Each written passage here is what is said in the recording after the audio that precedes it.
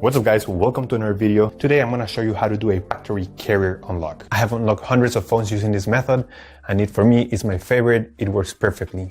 What a carrier unlock does, it allows you to use your phone with different providers. If you travel and if you want to switch SIM cards from a different company anywhere in the world, you just simply go ahead, you put your SIM card into your phone and your phone will work without any issues. So we're going to begin. So to start, we're going to get the phone's IMEI number. That's a unique number for every phone.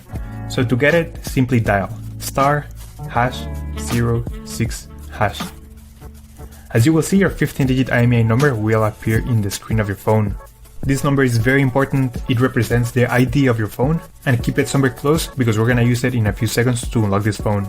Okay, now we're gonna switch to the computer. We're gonna use this website to request the unlock code to unlock this phone.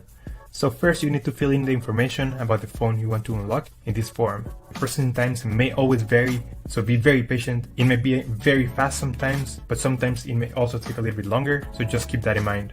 Okay, so after you have waited the estimated amount of time, you're gonna get an email, and I'm gonna show you how the email will look like.